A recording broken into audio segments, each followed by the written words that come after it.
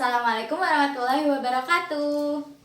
Apa kabar kalian semua hari ini? Sehat? Kali ini kalian akan belajar bersama Ibu Nuryani. Kalian akan mempelajari tema 2, udara bersih bagi kesehatan, subtema 2, pentingnya udara bersih bagi pernafasan, tepatnya pada pembelajaran ketiga. Pada pembelajaran ketiga ini kalian akan belajar mengenai tanggung jawab, hak, serta kewajiban sebagai warga masyarakat. Juga belajar tentang jenis-jenis usaha ekonomi yang dilakukan secara mandiri ataupun berkelompok.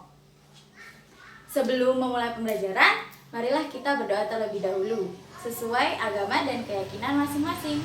Berdoa, mulai. Selesai.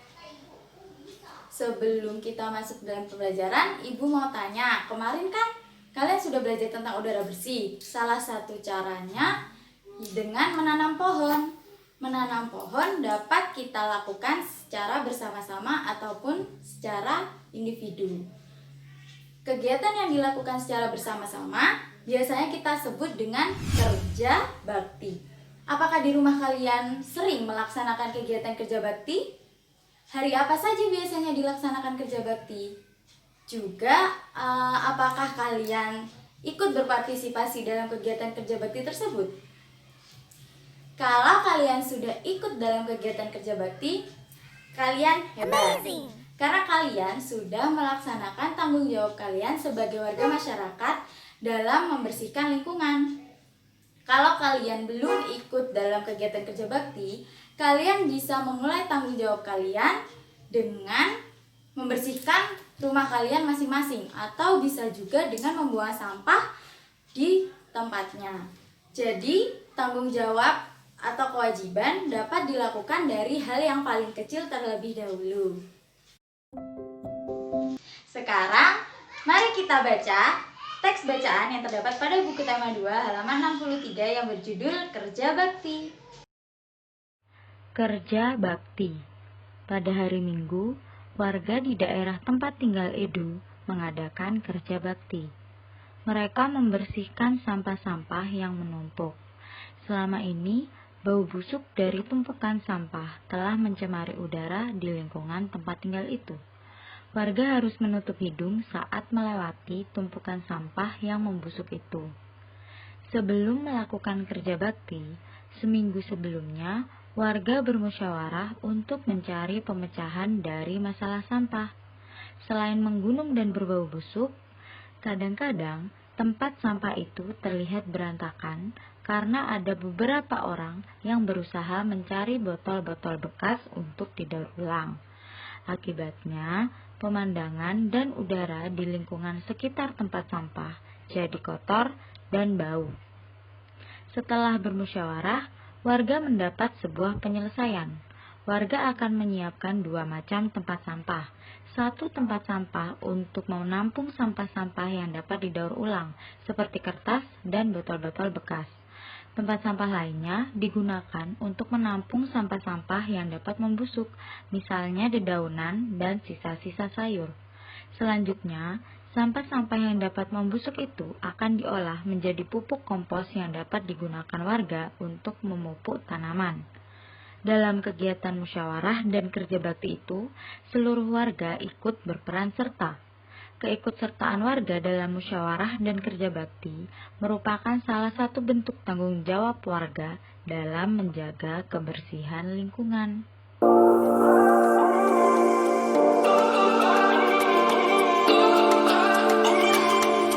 Sekarang kalian kerjakan pertanyaan-pertanyaan yang terdapat pada buku tema 2 halaman 64 yang berkaitan dengan teks bacaan yang berjudul Kerja Bakti.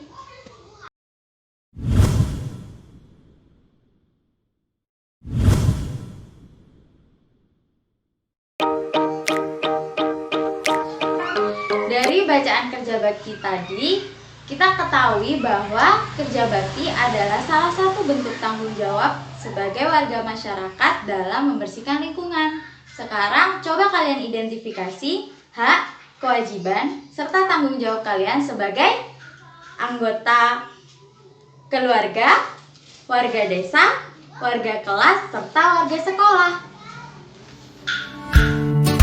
Kalian akan mempelajari tentang jenis-jenis usaha ekonomi yang dikelola secara sendiri ataupun berkelompok. Coba kalian perhatikan peta pikiran yang akan Ibu tampilkan berikut ini.